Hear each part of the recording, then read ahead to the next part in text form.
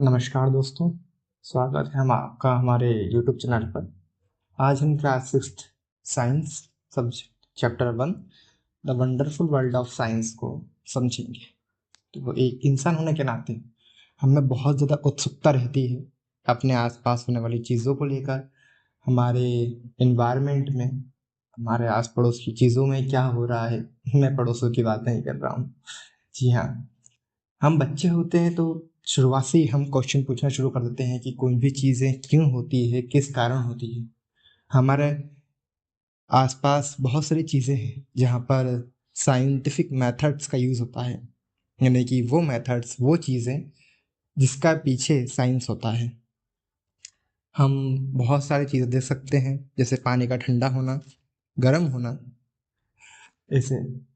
अब जैसे कि आप बच्चे थे छोटे से, तब से ही आप क्वेश्चन पूछ रहे हैं, तो शुरू करते हैं।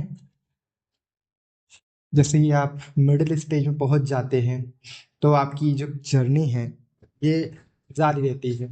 आप एक्सप्लोर करना शुरू करते हैं, इस ब्यूटीफुल वर्ल्ड को समझना शुरू करते हैं, समझते हैं कि हम इस दुनिया, खूबसूरत दुनिया में रह रहे हैं, तो उसके पीछे बहुत सारे रहस्य हैं। अभी तक हमने बहुत ही कम साइंस को जाना है। अभी बहुत और भी जो रहस्य है खुलना बाकी है। आज से हमारा नया सब्जेक्ट साइंस है, तो welcome to the world of wonderful science. Science एक वे है थिंक करने का, ऑब्जर्व करने का और चीज़ें करने का, जिससे कि हम उस दुनिया को समझ सके जहाँ पर हम रहते हैं, और उस यूनिवर्स के सीक्रेट को अनफोल्ड कर सकते। इसको हम एक बहुत बड़े एडवेंचर की तरह सोच सकते हैं। यहाँ पर हम क्वेश्चंस पूछते हैं, वर्ल्ड को एक्सप्लोर करते हैं और अंडरस्टैंड करते हैं कि चीज़ें कैसे वर्क करती है, वो हम समझने का प्रयास करते हैं। इसके लिए हमारे अंदर एक बहुत ज़रूरी चीज़ होना ज़रूरी है, जिसे हम कहते हैं क्यूरोसिटी। जहाँ हमारी जो बुक है उसका टाइटल भी यही है, क्लास 6 की साइंस की बुक जिसका टाइटल है क्यूरोसिटी। वैसे कि आपको पता है, क्यूरोसिटी एक रोवर है। जी हाँ, एक गाड़ी है जिस पर कैमरा लगा है और वो मार्स पर घूम रही है। नासा ने वो गाड़ी मार्स पर भेजी है। आप सर्च जरूर कीजिएगा ये नाम, क्यूरोसिटी। हम कुछ भी पढ़ रहे हैं, कुछ भी देखते हैं, फॉर एग्जाम्पल जैसे कि मिट्टी के दाने, बहुत बड़े पहाड़, घास की पत्तियां, और मेरा मतलब है पौधों की पत्तियां, घास, बहुत ज़्यादा बड़े फैला हुआ जंगल। इसमें हमें हमेशा एक सब कुछ समथिंग न्यू और एक्साइटिंग होता है डिस्कवर करने के लिए। क्या आपने कभी रात में आकाश में देखा है और सोचा है कि इतने सारे तारे आते कहाँ से हैं, और ये तारे चमकते ही क्यों हैं? इनके क्या इनकी खुद की ऊर्जा होती है या फिर ये कहीं से ऊर्जा लेते हैं? ये बहुत ही मतलब कुछ मिस्ट्रीज है, कुछ मिस्ट्रीज है उन लाखों करोड़ों मिस्ट्रीज में से जो अभी हमने ढूंढी है। बहुत कुछ ढूंढना भी बाकी है। साइंस हर जगह होता है, समुद्र की गहराइयों से लेकर आउटर स्पेस के वास्टनेस तक। अब आप ये देखिए, ये डायग्राम देखिए, इसमें आपको एक माउंटेनियस रीजन दिख रहा होगा। सेकेंड डायग्राम में आपको डेजर्ट दिख रहा होगा। थर्ड में एक कोस्टल एरिया दिख रहा होगा आपको। ये वास्टनेस आउटर स्पेस की, यहाँ तक हम पढ़ चुके थे। अब हमारे किचन में क्या पक रहा है से हमारे प्लेग्राउंड में क्या हो रहा है, प्लेग्राउंड जहाँ हम गेम खेलते हैं, खेलने जाते हैं ना, बहुत बड़ा मैदान जिसे हम कहते हैं गेम खेलने का, ये एक बहुत ही ज़्यादा ग्राउंड ब्रेकिंग डिस्कवरीज है जो कि अनएक्सपेक्टेड प्लेस से भी है। यानी कि यहाँ पर हम सोच भी नहीं सकते, वहाँ पर ऐसे ऐसे रहस्य छुपे हुए हैं। अब ये एक अंडर वाटर व्यू दिख रहा है आपका ओशियन का, ये हमारी मिल्की वे गैलेक्सी है। साइंस एक जाइंट अनएंडिंग पजल है, और उसकी हर एक डिस्कवरी उसमें एक नया पीस ऐड कर देती है उस पजल में। और आपको पता है इस पजल की बेस्ट थिंग क्या है, कि इसमें कोई लिमिट नहीं है डिस्कवर करने की। यहाँ पर कोई भी लिमिट नहीं है, ये कभी खत्म ना होने वाले क्वेश्चंस हैं। हम जैसे जैसे पजल का एक टुकड़ा ढूंढते हैं, उसको लेकर नए नए क्वेश्चंस हमारे सामने आ जाते हैं। वो कहते हैं new discoveries often change our understanding of the world. नई नई खोजें हम दुनिया को किस प्रकार देखते हैं और दुनिया में क्या क्या चीज़ें हैं उसको मॉडिफाई करती हैं, हमारी धारणाओं को बदलती हैं और उसका ही एक पार्ट बन जाती है। As you go through this book you will encounter interesting ideas.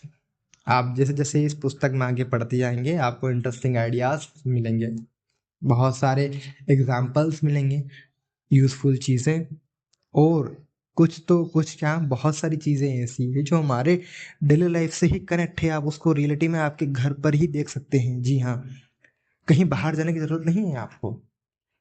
अब हम शुरुआत करते हैं हमारे प्लेनेट अर्थ, यानी कि जहाँ हम रहते हैं, क्योंकि यही एक ऐसा प्लेनेट है जो कि लाइफ सपोर्ट करता है, उसका एक इन्वायरमेंट है और हमें उस इन्वायरमेंट को प्रोटेक्ट करना चाहिए।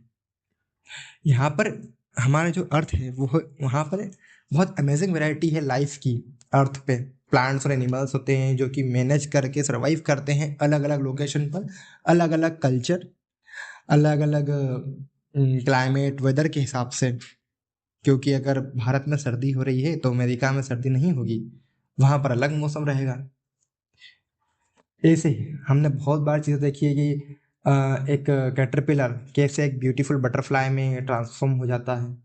मैंने बहुत सारे ऐसे ही ऑब्जर्वेशंस है। अब ये आप फोटो में देखिए, यहाँ पर गाय अपने बच्चों को दूध पिला रही है, यहाँ पर एक बीज जो है धीरे धीरे बड़ा हो रहा है। और ऑफ कोर्स अगर हमें भी विकास करना है ऐसे ही तो हमें खाना खाना पड़ेगा, फूड टू ईट। और स्पेशली एक लार्ज कंट्री जैसे कि भारत, जहाँ पर फूड एक फैसिलिटेटिंग है। अक्रॉस द कंट्री हमारे भारत में बहुत सारे कल्चर्स हैं, अलग अलग एरिया के हिसाब से अलग अलग डिशेस, अलग अलग खाना। फॉर एग्जांपल साउथ इंडिया में आप देखिए ये केले के पत्तों पर खाना, और हमारे यहाँ अलग चलता होगा, आपके यहाँ अलग है, मुझे नहीं पता आप कहाँ से देख रहे हैं मेरे वीडियोस को। फूड के साथ साथ हमें चाहिए वाटर सरवाइव करने के लिए। वाटर एक डिलाइटफुल सब्सटेंस है। आपको पता होगा कि बारिश होती है, वैसे बारिश में आप खेले तो बहुत होंगे, तो बारिश कैसे होती है, क्यों होती है? क्या कभी आपने इसके बारे में सोचा है? क्या आपने कभी सोचा है कि जो वाटर है वो फ्रीज हो जाता है, आइस बन जाता है जब आप उसको ठंडा करते हैं, और जब आप उसे ऊष्मा देते हैं, गर्म करते हैं, तो वो भाप बन जाता है, पानी बन जाता है। क्या आपने गर्मी के दिनों में ठंडा पानी पीना एंजॉय किया है? और आपने अभी सर्दी के मौसमों में गर्म पानी से नहाए हैं? जी हाँ, बिल्कुल गर्म पानी से नहाएंगे भैया, ठंडे पानी से नहाएंगे तो हालत खराब हो जाएगी हमारी। तो यही है, हमारे डेली लाइफ से कनेक्ट है साइंस पूरा की पूरा। ये हमें अब ये आप एक डायग्राम देख सकते हैं, यहाँ पर ओशन दिख रहा है, नदी बहकर ओशन में मिल रही है, मैदान भी है, कोस्टल एरिया है, और क्लाउड्स भी दिख रहे हैं जो बारिश कर रहे हैं, पीछे सन भी दिख रहा है आपको, एक बहुत बड़ा माउंटेन भी दिख रहा है। अगेन हमारे आजू बाजू बहुत सारी डिफरेंट चीज़ें हैं, जो पेपर जिस पर हम लिखते हैं, मेटल की कीज, प्लास्टिक का रूलर, और जो रबर इरेजर है हमारी बॉक्स में, जो ज्योमेट्री बॉक्स होता है हमारा उसमें, जो मैग्नेट जो कि उस बॉक्स को क्लोज रखता है, कपड़े जो हम पहनते हैं, और वो कप जिसमें हम दूध पीते हैं, दूध तो आप सभी पीते होंगे मित्रों, और बहुत सारी अदर थिंग्स हैं। तो वो किससे बनती है? क्या वो डिफरेंट मटेरियल से बनती है? क्या हम उनके मटेरियल को सेपरेट कर सकते हैं? ये देखिए, ये सारे बच्चे नाइट में ना स्काई देख रहे हैं, आसमान देख रहे हैं, बहुत ही खूबसूरत नजर आता है, आप एक बार देखिएगा।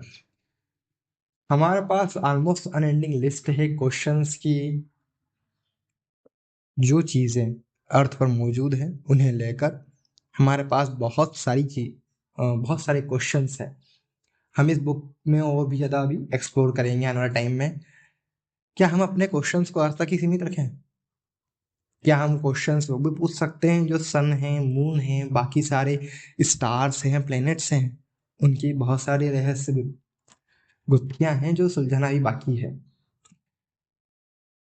आप किससे पढ़ाई कर रहे हैं? स्ट्रक्चर ऑफ लीफ को आप समझ रहे हैं? डिस्कवरिंग हाउ थिंग्स मूव, यानी कि चीज़ें कैसे चलती है, या पीनट सीड की से आप उसकी स्किन को सेपरेट कर रहे हैं?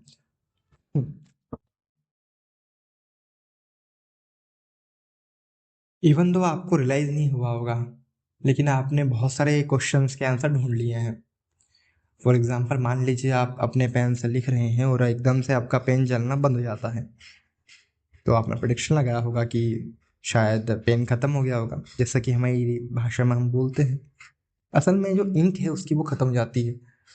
क्या करा होगा आपने इसको मतलब जानने के लिए कि पेन मतलब जो इंक है वो खत्म हुई है कि नहीं? टेस्ट किया होगा, आपने देखा होगा खोलकर उसको, पेन को ओपन किया होगा, उसकी इंक खत्म हुई कि नहीं आपको दिख गया होगा। अगर नहीं हुई होगी मतलब पेन में कुछ खराबी है आपके। वही ऐसे ही आप प्रिडिक्शन लगाते हैं और फिर उसको एग्जामिन करते हैं कि क्या आपका प्रिडिक्शन सही था। That is exactly how science works. जो तरीका आप ढूंढते हैं या फिर आपने ढूंढा था कि आपका पेन ने काम करना बंद क्यों कर दिया, ये एग्जाम्पल है साइंटिफिक मेथड का।